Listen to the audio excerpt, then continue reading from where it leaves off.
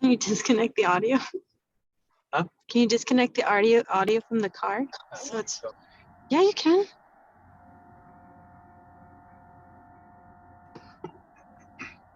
Sorry. Well, good evening, everyone. This is Gustavo Friedrichsen, CEO of the LA County Medical Association. I want to welcome all of you tonight, including the person who's driving the car right now. Welcome to this wonderful, wonderful evening. And I'll turn it over to Dr. Flores and Dr. Dean in a second.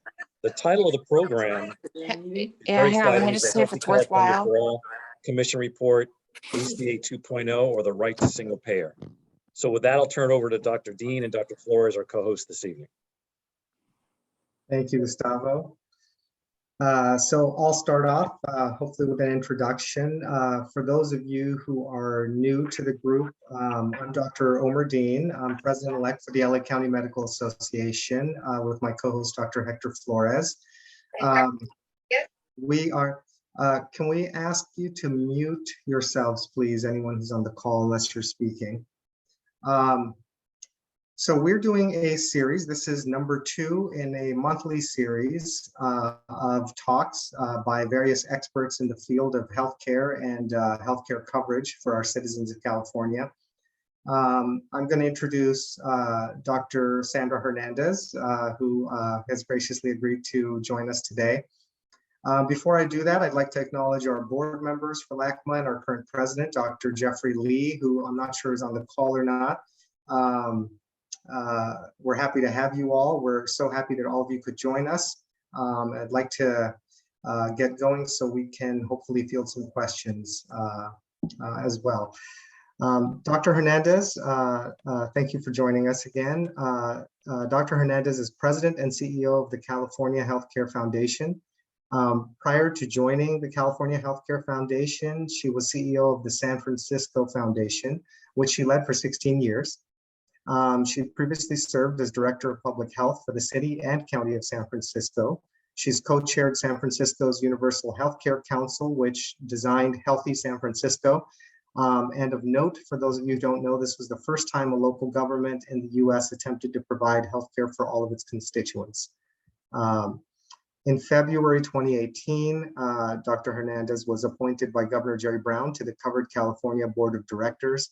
In December 2019, she was appointed by Governor Gavin Newsom to the Healthy California for All Commission, which is charged with developing a plan to help California achieve a healthcare delivery system that provides coverage and access through a unified financing system. She also serves on the UC Regents Health Services Committee and the UC San Diego Chancellor's Health Advisory Board, and she's on the board of the company 23andMe, which I have used. Fantastic. Sandra practiced at San Francisco General Hospital in the HIV/AIDS clinic from 1984 to 2016 and was assistant clinical professor at the UCSF School of Medicine. She's a graduate of Yale University, the Tufts School of Medicine, and the certificate program for senior executives in state and local government at Harvard University's John F. Kennedy School of Government. So really not much keeping you busy, Sandra. Thank you again. I'm honored to have you with us. And with that, I will turn it over. Thank you, Dr. Dean. They gave you the long bio. They should have done the shorter version. That was the short version, actually.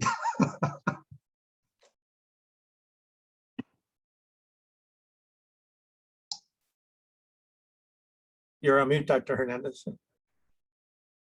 Sorry about that. Super happy to be with all of you. Thank you again for inviting me. And I look forward to a more dynamic part of the program where we get into questions and conversation.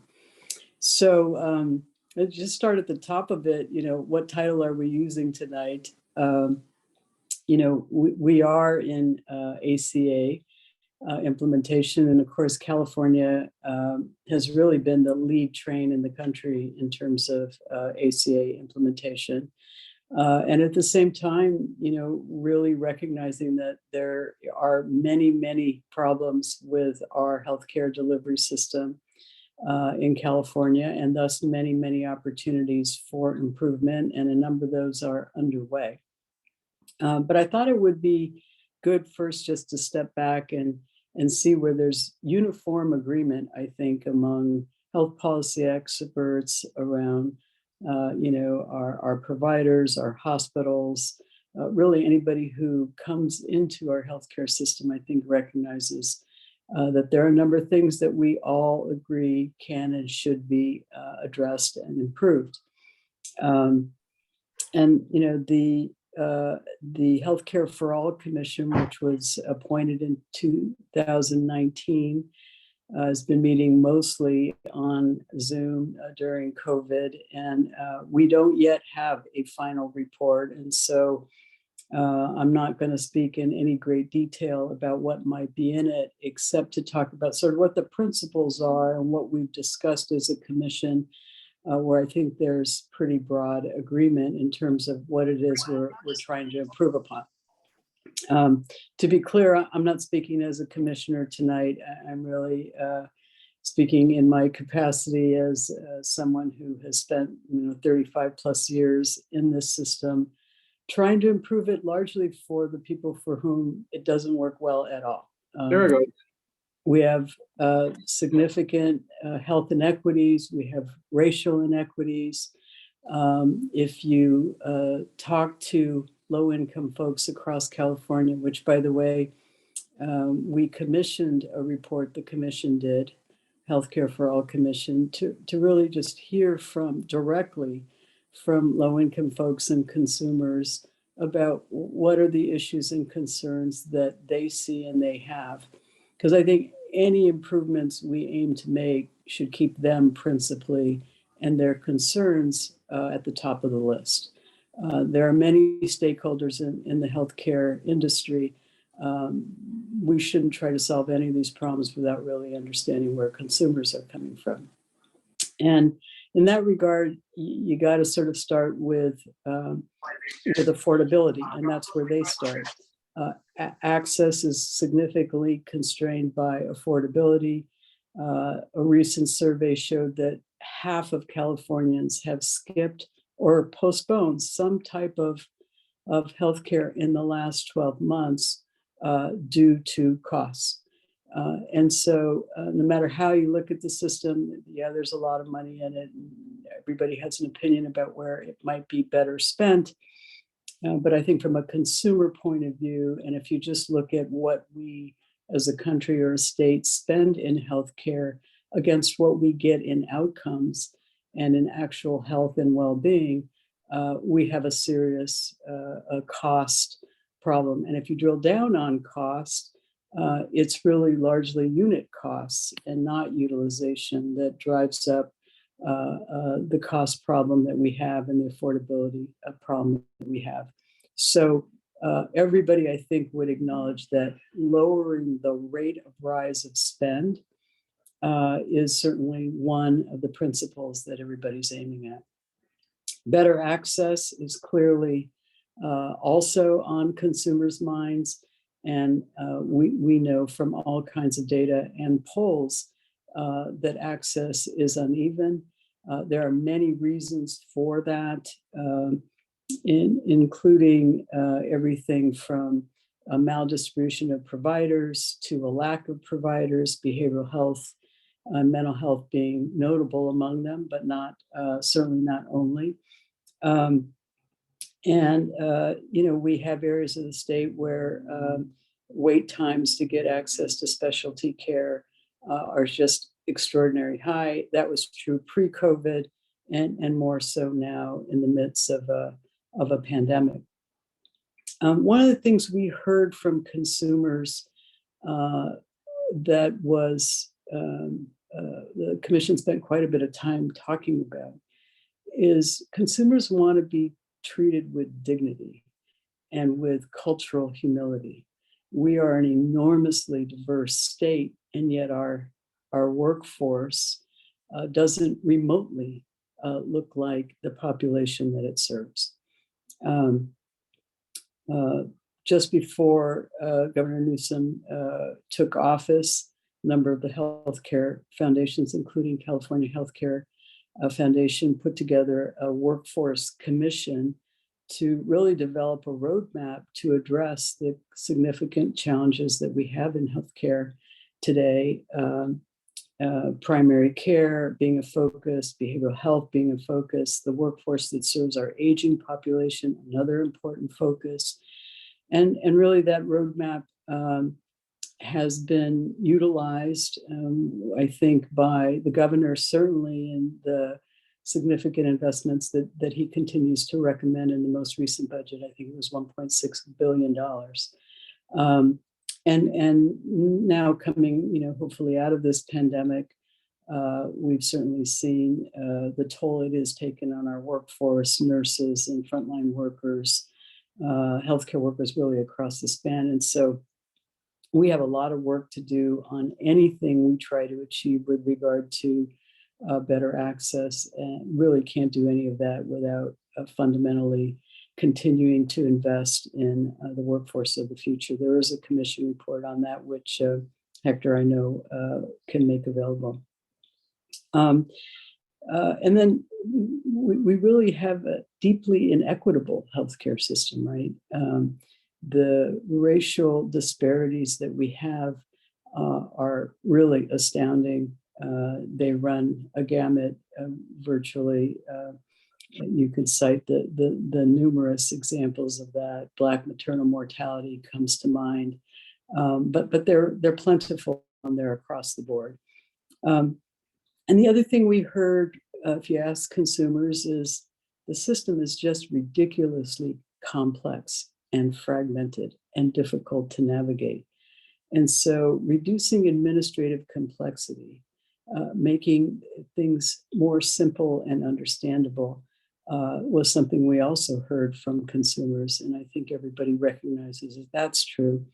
If you look at the literature on that point alone, minimally, probably 20% of our spend is completely inefficient spend, doesn't impact healthcare for the benefit of the good in any way, shape, or form. And if we could extract those inefficiencies from the system and redirect those dollars, that I think everybody agrees would be a good thing. Our system is very backloaded, right? So we talk a lot about managing chronic diseases, but don't really nearly spend the investment in prevention and prevention-oriented services.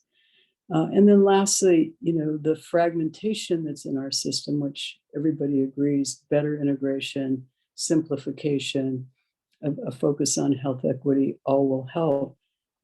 We need to see patients and consumers in their entirety as a whole person. So that includes mental health, it includes behavioral health, it includes substance use treatment, it includes dental health, oral health. We really, the fragmentation of our system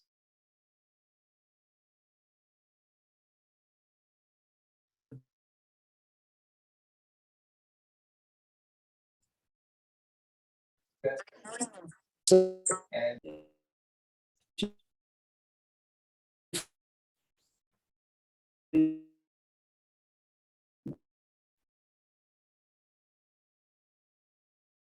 complexities that are built into it. Dr. Hernandez, if you can hear us, Yeah. you froze. No, I can hear you fine. Okay. It froze for a little bit, but you're back. Okay, great. So those are the problems that I think everybody agrees we are trying to solve. And there are, of course, immediate opportunities in front of us that I think likewise would be helpful to implement as we move forward towards more integrated care and more integrated financing. And I'll just name a couple of those that are big and themselves complicated, but I would argue are necessary steps. Keep in mind that today in California, we spend about a total of $122 billion on our Medi-Cal program. It serves 14 million of our most vulnerable people in the state. And the governor's budget proposes that we eliminate any immigration barrier to enrollment on Medi-Cal going forward. If the legislature gets behind that proposal, we will be the first state in the country to have achieved universal coverage, everybody in coverage tent, at least everybody eligible.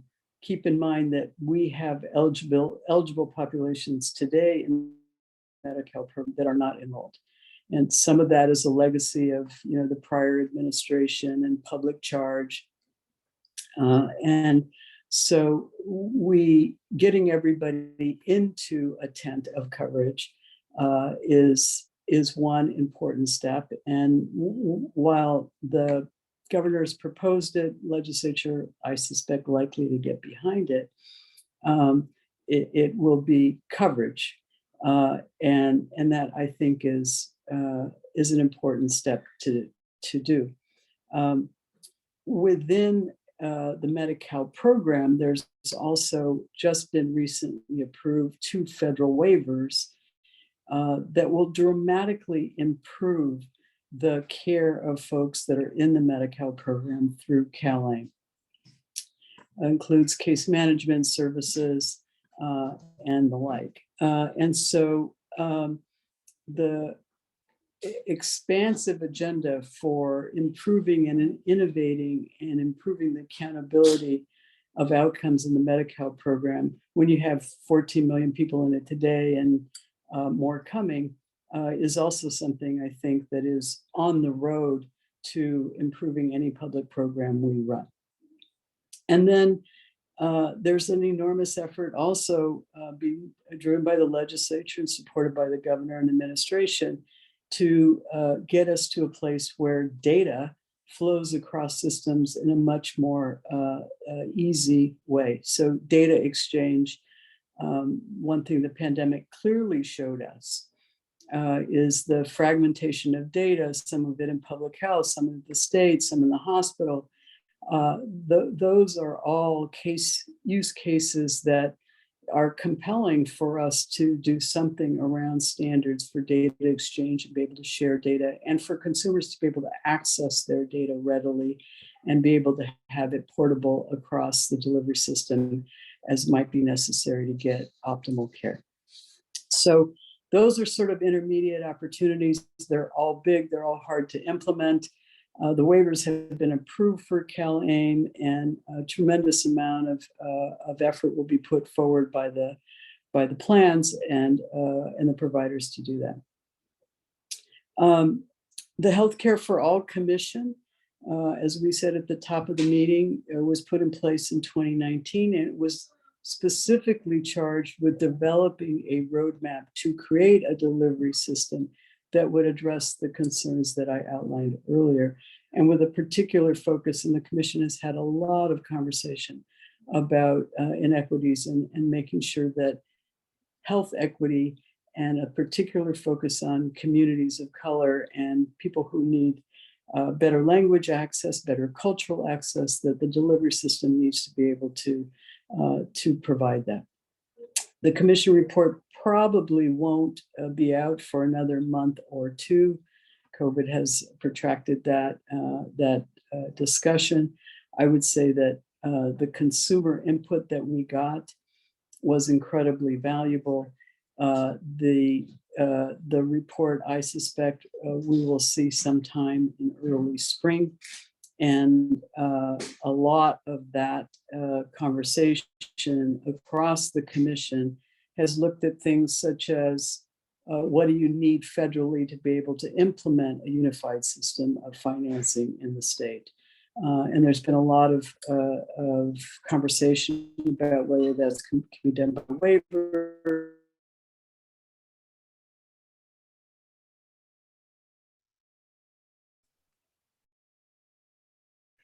Hey, Sandra, if you can hear, you might want to go off video and save your bandwidth for the audio.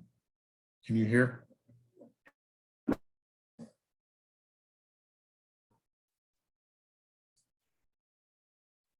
don't know if you can hear us, Sandra, you're frozen. Can hear you. There we go. I can hear you now. We can hear you. Can you hear me now? Okay, sorry about that. I have plenty of bars, so I don't know. I'm not sure what's happening there. But what I started to say is that in California today, about if you look at all dollars spent on healthcare, about 70% of those dollars are public dollars in some form, whether they're local dollars, state dollars, federal Medicare dollars, Medicaid matching dollars, CalPERS, covered California subsidies. So there are the disproportionate number of dollars in the healthcare system today are public dollars. And the three public agencies, Covered California, CalPERS, and Medi-Cal, have begun to work together as public programs in the state to really name and identify the priorities for the delivery system. One of the challenges the delivery system has is it looks up and every different plan and every different purchaser has a different set of expectations or priorities with regard to what needs to be focused on and prioritized from a health care metric point of view. And what we see now is Covered California and CalPERS and Medi-Cal are beginning to work together to align those systems in a way that will help the delivery system focus on a number of outcomes specifically. And I think the more we see of that, the better we are at positioning ourselves to get better in managing all of our public programs as a state. So I think, there was obviously a legislation that was introduced. I think it's worth just noting historically in the last 19 or 20 years, there have been 5 different efforts at a single payer bill. There was one in 2017 that Lada introduced. And the conversation in the state continues to try to sort through the various trades in the arguments with how do we get from the system we have today to a system that we can all agree will provide better outcomes and better access and is financially sustainable. So I'm quite optimistic about the state, its progress in these areas. None of this work can you flip a switch and turn things on their head. I think what you can expect from the commission report is a set of next steps and recommendations that will substantively move California to a system that addresses those principles and those fundamental goals. And I look forward to being part of that conversation. I think it's also important to know, kind of putting on my Covered California hat for a moment, that many of the subsidies that allowed Covered California to enroll today 1,700,000 Californians, a lot of them with deep subsidies from the federal government. We also need to keep an eye on that because those subsidies have not yet been reappropriated. And, we know how cost sensitive coverage is for consumers. And Covered California spends a lot of money in marketing to try to encourage people to use those subsidies. We need to make sure that the federal government reappropriates those so that we can continue to have people be able to access care through that program as well. So there's a lot of work to do. These important, I think, to keep the consumer's perspective front of mind. And I know that the advocates, all of them that continue to focus on consumers will help make the policy decisions and discussions and trade-offs better. I'm a firm believer in that. And I think we've seen that thus far, whether it's advocates talking to Covered California or whether that's public testimony that we hear at the Healthcare for All Commission. So maybe I'll stop there and see, Hector, if you want to pick it up with questions. I don't know if I should try to turn the video back on or not. Yeah, let's see if that video works. And see if it works. Yeah. And How about Thank, that? Can you hear me now? yeah, we can hear you. Yeah, Thank you so much. great. Okay. What we're going to If you do, lose me, let me know and I'll go back up. fantastic. What we're going to do is we had a lot of questions pre-submitted by participants today. So we're going to utilize some of those to get us going. And then if you have questions, I see some comments in the chat. If you have some questions, please feel free to put them in the chat as well. So let's start off with some of the themes that you touched on, which is the ACA and staying the course.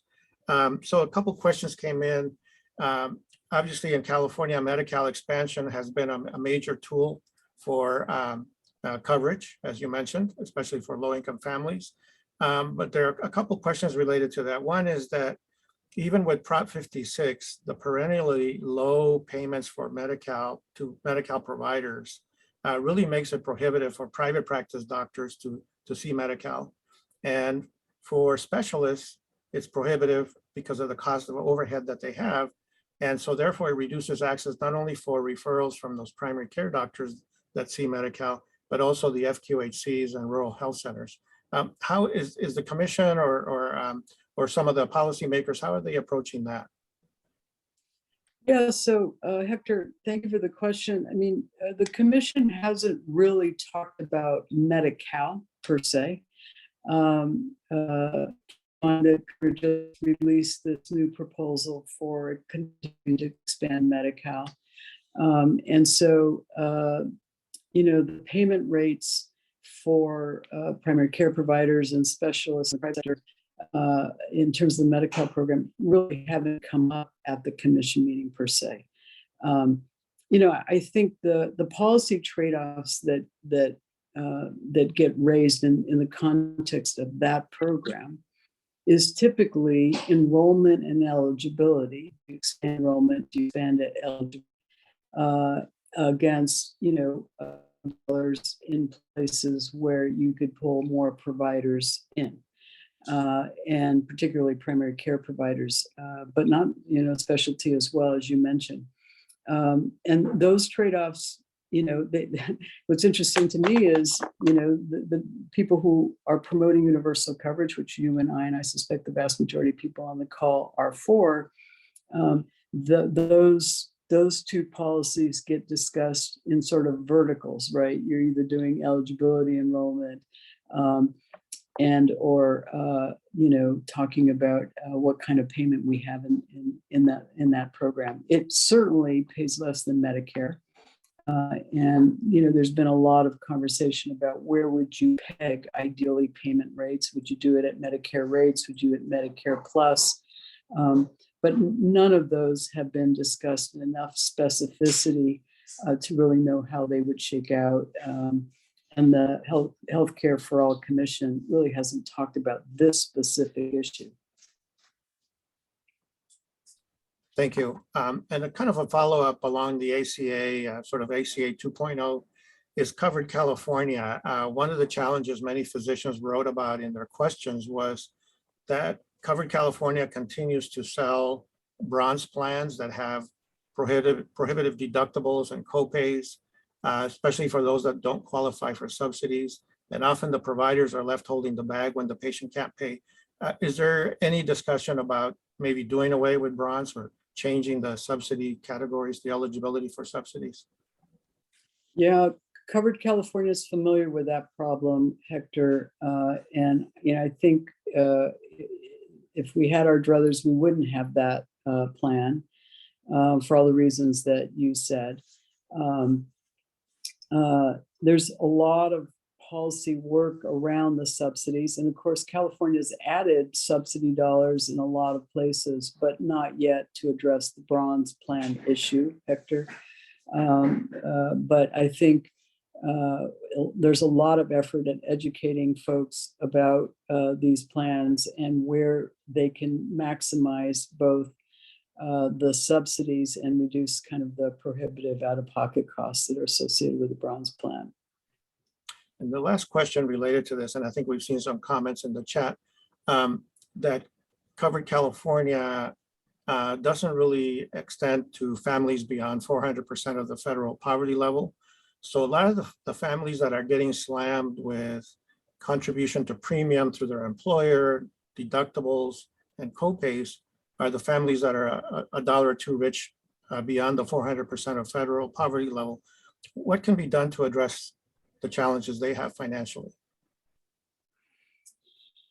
You know, it's a problem that we have with all of these programs where we have these cutoffs, which, you know, some people would argue, you know, you would always want to try to increase the level at which you're eligible for subsidies. And I think Covered California always has that foremost in mind.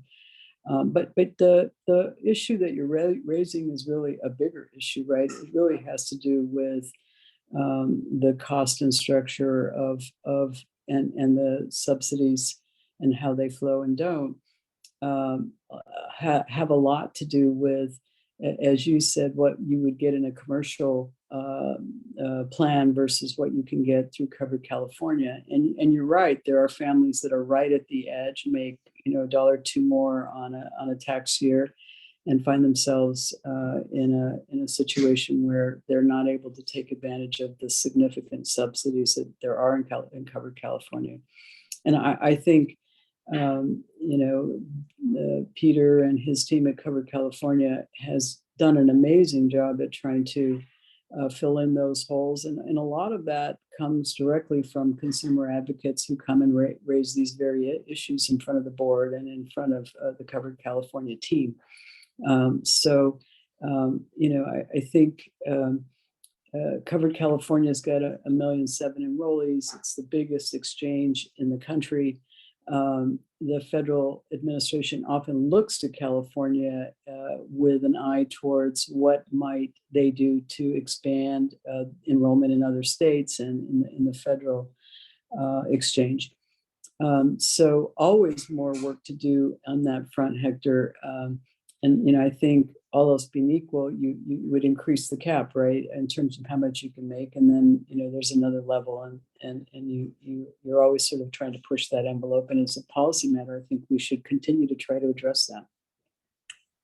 Thanks. And you mentioned the cost conundrum, right? The cost problem and fragmentation as major issues we got to deal with, whether we have ACA 2.0 or some new model or single payer.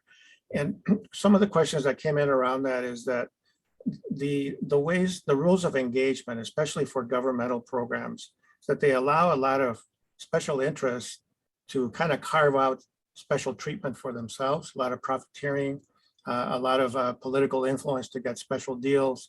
And that ends up creating higher costs overall. And because there's special categories of these supplemental payments or extra payments, it actually contributes to that fragmentation. Has the commission or a lot of our other work that you've seen kind of start to weigh in on those things and how to address that? Yeah, I think, Hector, the commission does recognize that all of those fragmentations really don't add up in total to a more financially sustainable system or better care access. And so the environment you find yourself in, though, of course, is that someone's special deal or someone's special influence works for that entity or those set of entities, and really doesn't look at the system as a whole. And I do think that the Healthcare for All Commission really is trying to understand the nature of that problem. And whatever you create in the future, you want to make sure that, you've got consumer protections, that you have accountability, that there's a level playing field, and that we take advantage of what we know does work in terms of integration and delivery system reform. So I think the problem that you describe is well known to the commission. And I think as people envision a delivery system in the future that addresses the things we talked about at the top of the program, that they're, everybody would have one place where they could go and make their case, and those policy trade-offs would be made in an open and transparent way, such that, not everybody would agree, but at least everybody would have had their say. And, we're a very diverse state. It's a very complex financing system.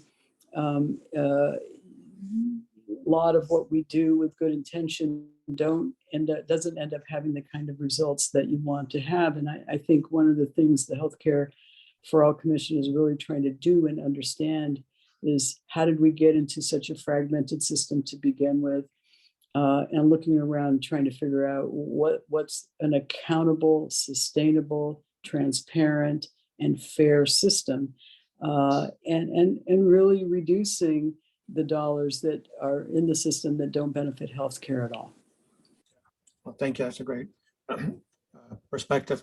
And that kind of leads into why many folks come from different directions supporting single payer. They feel that if we had Medicare for all, you'd have much more of that accountability that you mentioned, less of the profiteering. A single source of payment makes it a lot easier than manipulating multiple sources of payment.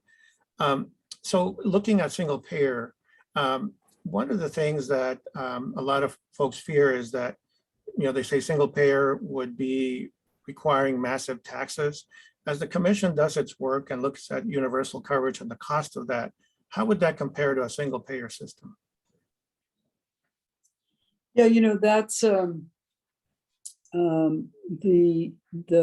range of analyses that exist around how much savings you might be able to extract from a single payer system, and how you might use dollars that are currently coming out of patients' pockets and creating a different kind of financing system. Those estimates are large, and the question really becomes, in part, how do you get from here to there? And really with a lot of transparency to how do you pay for whatever delivery system? How do you reimburse the providers in those systems? How do you make sure that the incentives get you to the kind of equitable healthcare system that you want? And those are all questions that the commission, rightly so, is struggling with and is considering. I think it's also fair to say, Hector, that within a commission that shares broad values, definitions of terms vary widely. Even agreement about how much federal laws or waivers do you need to be able to implement it as a state. But I think fundamentally, you've got to build a road from the system that we have now to a much better system. You can't really flip a switch and get us from here to there. And a lot of people have talked about Medicare for All as part of the national conversation during the presidential election. And even that model, there are advocates for and proponents against, right? And opponents against. So, I think the devil's always in the detail in healthcare. But I do think simplifying and making sure that the incentives give you the right outcomes and better, a more equitable system, I think everybody agrees is the end point. The question is, what are the building blocks to get us there? And how do we prioritize those and start to implement those? Because I don't think the conversation ends with the legislation that just got tabled in our legislature. We've been talking about this for 20 years, and California, California is a lead state in so many things in healthcare, and I think this is just another area where we need to step to the plate. Thanks. And there are two related questions, sort of how single payer might be run. One is, does a single payer model necessarily mean government run healthcare? And the corollary to that is there a role for insurance companies in a single payer system? Yeah, I don't think either of those questions have been wrestled to the ground yet, Hector. There are different ways to implement all of the above. And I don't think the commission has yet wrestled with that, and I don't think yet we've landed the answer to that as a state body politic, if you will. It doesn't have to be that way, could be. And again, there are proponents and there are opponents, and there will always be trade-offs, right? So I think really understanding the nature of those trade-offs and then making, ideally, the body politic, consumers, voters will clearly need to be engaged in this. And I think many ways to answer that question, and the commission hasn't yet grappled with those entirely. Yeah, work in progress always, right? And Always a work in progress, exactly. and a lot of different interests coming in. The other set of questions that I've seen is around workforce. Obviously, you mentioned the California Future Health Workforce Commission. A lot of the work you've done through the foundation covered California. Certainly is concerned about provider directories and access, as is Medi-Cal. What do you see the state doing around workforce and making sure that we're keeping track that everyone who has coverage actually has a place to go get care? Yeah, Hector, I mean, these workforce issues better than probably anybody. A lot of what I learned from you. I think that the one recommendation that came out of the commission report, the Healthcare Workforce Commission I'm referring to now, that we published a couple of years ago, was that the state create an agency by which they could measure progress against these workforce goals, and where all the different programs that the state runs around workforce could be consolidated and integrated. And I think that was a very important recommendation that came out of the commission report. The governor did last year put together HCI, should know what the acronym stands for, but formerly OSHPA, that Dr. Carlisle used to run many years ago.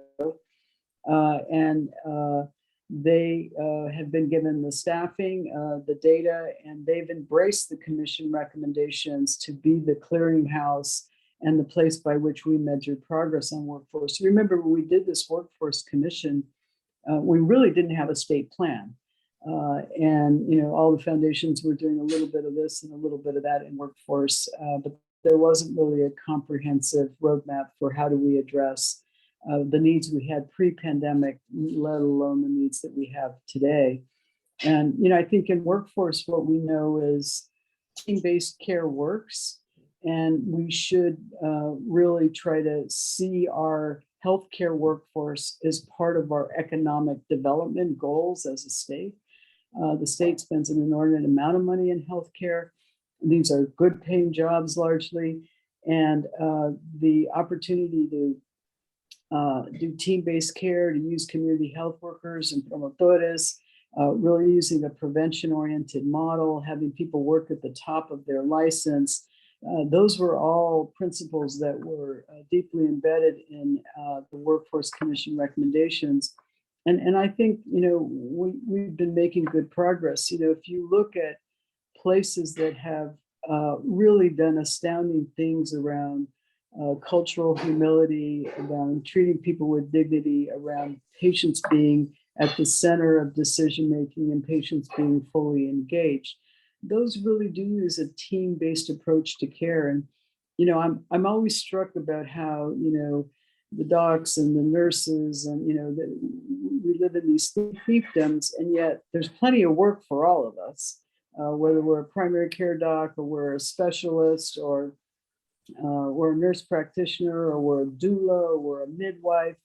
I think we owe it to the populations that we serve and to meet the tremendous demand that there is for us to really get comfortable in the areas in which we're practicing at the top of our license.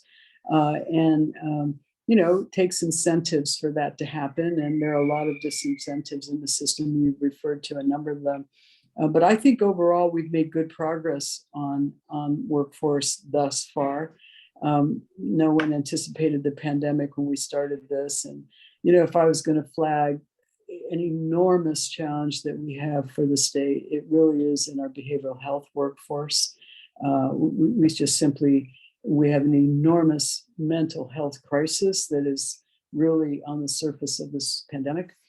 And our behavioral health workforce is just very, very thin to begin with. There are a lot of reasons for that. You know some of them, but I think that's an area that is urgent on our workforce agenda to begin to address. And I think we need the administration to continue to invest at the rate that they're investing. We need the private sector to do the same, and philanthropy should continue to do the things we've been doing, psychiatric nurse practitioners, and the like. So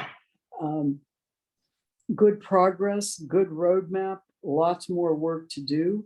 I don't think you can do any of the things that we're talking about, address really any of the things we talked about earlier, access, health equity, disparities, if we don't really pay attention to our workforce needs and really create pipelines for our young people to see themselves in healthcare.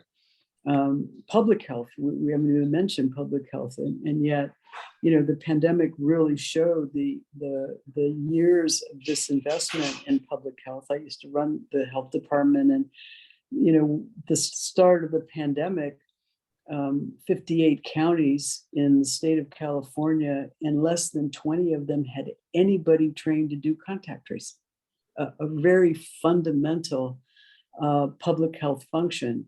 Our public health labs have really dissipated over time. So public health is an area that, you know, everybody listens today to the news or to whatever input they get on media. And, you know, my 20-year-old daughter is, you know, asking me public health questions and terminology, right? And so we have this moment in time, I think, where we have the attention of young people. And I'd like to believe that we can call them into the healthcare workforce in ways that represent the state culturally and ethnically and linguistically.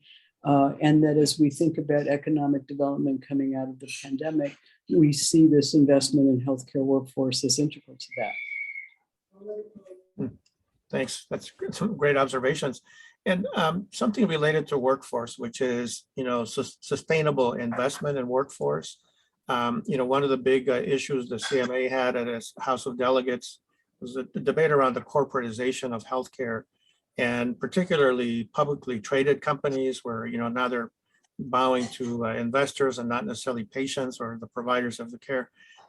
Does the commission or Covered California see some solutions in the work that it's doing? And does the commission think of maybe a future where there's regulation of that, or even removing them from the picture, the publicly traded companies in particular? Yeah, Hector, it's a good question. To my knowledge, Covered California has not looked at this issue per se, nor has the Healthcare for All Commission. That doesn't mean it won't, but it hasn't yet. You know, you raise an important issue. You know, it's astounding how much private capital has gone into all kinds of healthcare technologies and capabilities and the like. You know, as we look at those, and we have an innovation fund at the foundation, and one of the things we try to do there is, you know, if there is something that's being developed in a company that has the potential benefit of helping our public programs, so e-consult is a good example. How do we make sure that the public programs that might buy any of these services are doing so in a way that actually benefits patients? But the issue that you raised is not one that's been raised at the Healthcare for All Commission as of yet, and Covered California hasn't addressed it all. The focus at Covered California really is on quality improvement with a focus on these partnerships with CalPERS and Medi-Cal. Great, thanks. And here's a great question, I think, coming from our students and aspiring physicians. What advice do you have for aspiring physicians who will likely practice medicine in the era of 2030 to 2050? Yay for you, first of all.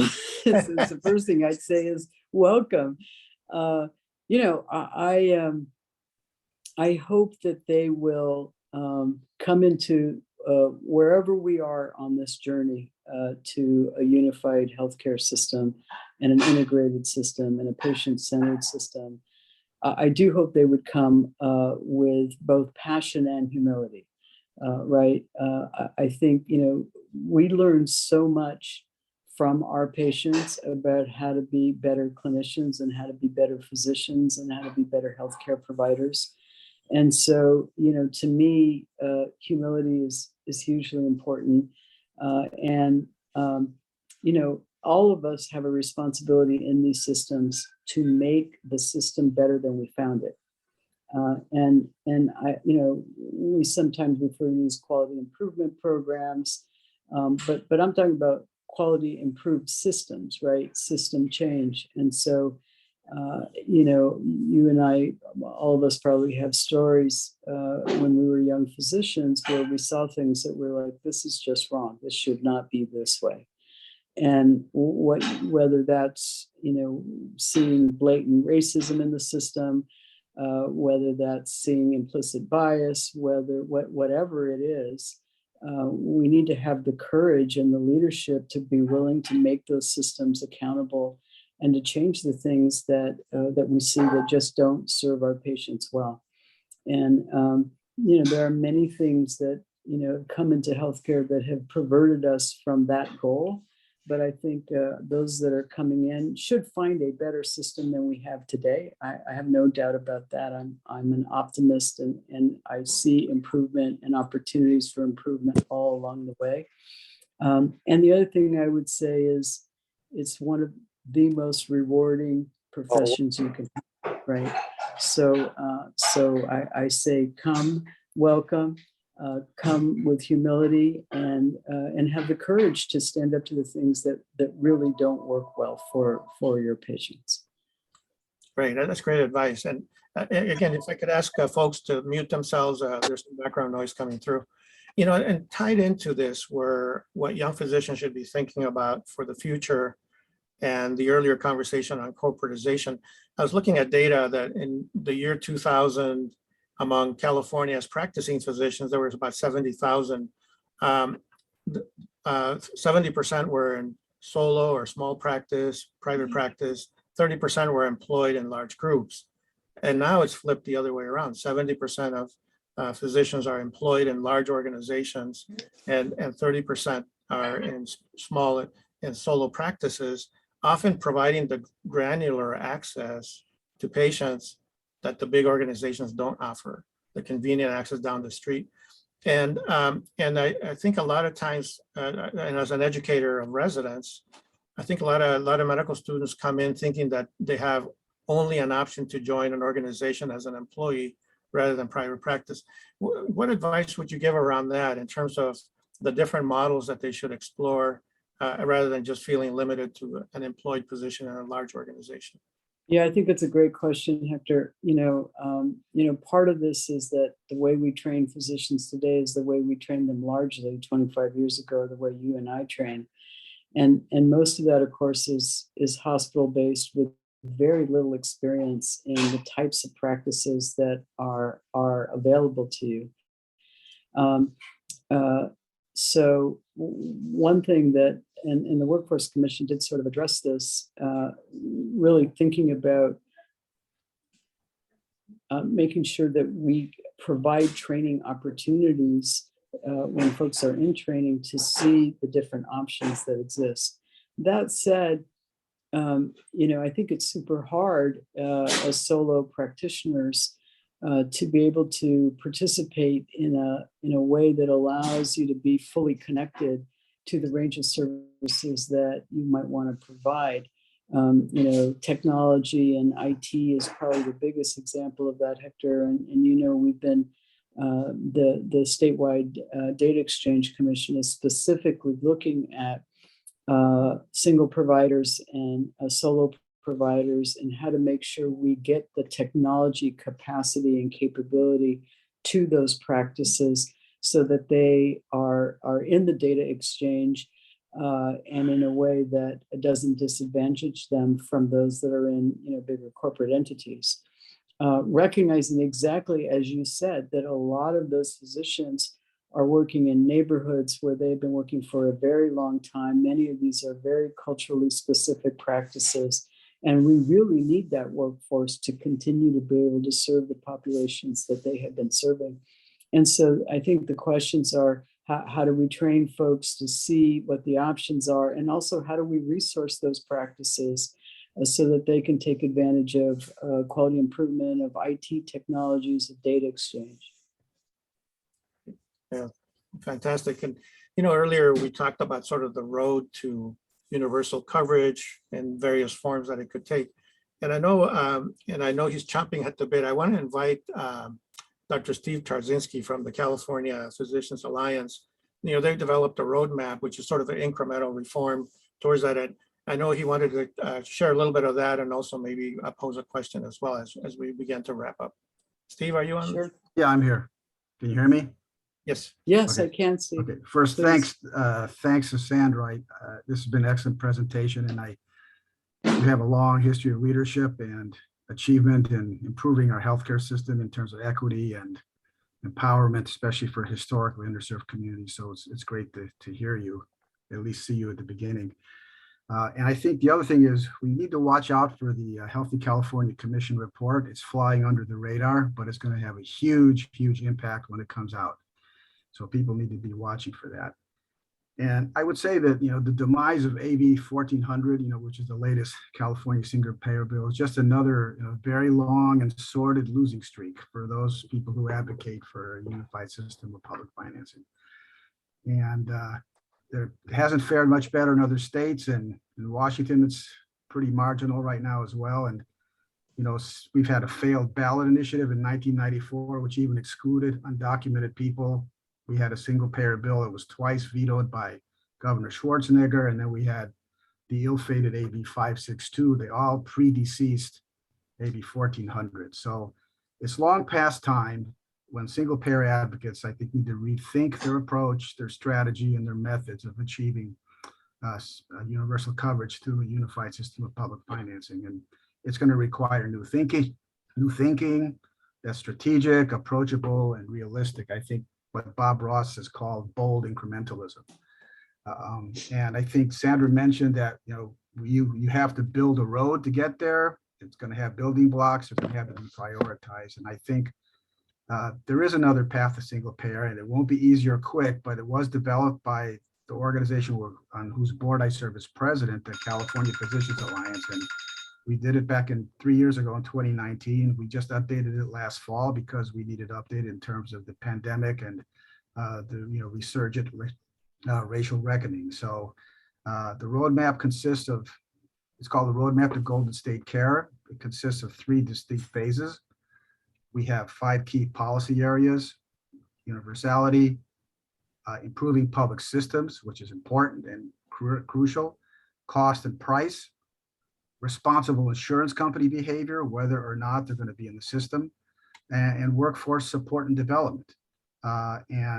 We look at legislative and non-legislative system changes for each of those phases, 3 phases. So it provides a roadmap, I think, a roadmap and a framework so that single payer advocates and even other reformers can move forward. And I think a lot of it depends on gradually increasing the risk pool size. And I think we could even call it single risk pool and not single payer, because that's how we're going to get the lowest costs. So I think repeatedly trying to pass a bill that's doomed out of the gate is a waste of time and makes the goal seem farther away. I think single payer advocates and other healthcare reformers need to be strategic, they need to be approachable, and they need to be realistic. And I think the CAPA roadmap, or certainly something close to it, hopefully the commission report, will be the way forward. And people can just go ahead and Google California Physicians Alliance to find out about the roadmap. Thanks. Yeah, Stephen, I've read that roadmap. I think it's very well thought out. I think it does address a number of the building blocks you need to put in place. Commissioners have seen that report, and I suspect that a lot of the principles that have laid out there, I mean, it is actually the most detailed roadmap I've seen to date about how to get from where we are today to the things that you identified, many of whom we talked about tonight. So thank you for your leadership on that. I do think it does represent bold incrementalism. And I suspect that when the Healthcare for All Commission report comes out, many of the things that are in the roadmap will also be identified and named. Thank you. Thank you. Well, I want to join our colleagues in thanking you, Dr. Hernandez, for joining us this evening. It was a wonderful conversation. Dr. Dean, I'll hand it over to you to give some parting comments. Thank you again, Dr. Hernandez. Yeah, thank you. Really appreciate your hard work on this and your thoughtful presentation. And thank you for putting up with so many of our questions. Appreciate that very much. I think for me, I obviously come at this from a private practice perspective, and the blessing and the curse of private practice is that you deal head on with insurance companies and with the patient side. And so no two patients have the same coverage, no two patients have the same expectations, and no two payers are going to treat me the same way. So I think when we look at this, it's such a multifaceted issue. And I think that conversations like this, discussions like this are certainly going to lead us in a more thoughtful path, because what I find often is that many approaches to the healthcare, to reforming healthcare, they end up being a little bit more focused through a lens of a particular view, and we don't see the other sides of things. So I always like to describe this as there's the physician side and the patient side. And so dealing with these two issues, we talk about Medicare rates now as though it's that pie in the sky, but Medicare rates, let's not forget, are 1/3 of what they were in 1981, not taking inflation into account and all of that. So what ends up happening is we end up seeing what providers today are seeing about 3 times the number of patients, the volume that they used to see back in the 80s. And then we talk about burnout. All these things are related. And so my concern with Medi-Cal, as many have mentioned, is the reimbursements are low, and that limits providers and networks. And most of my colleagues, unfortunately, don't see Medi-Cal, and so that burdens the system, increases cost, and prohibits care. From the patient standpoint, we want to focus on equitable care, where we eventually get to a point where everyone is able to get equitable care, where they're not burdened by medical debt, copays, deductibles, and those types of things. So we want to kind of focus on the whole pie.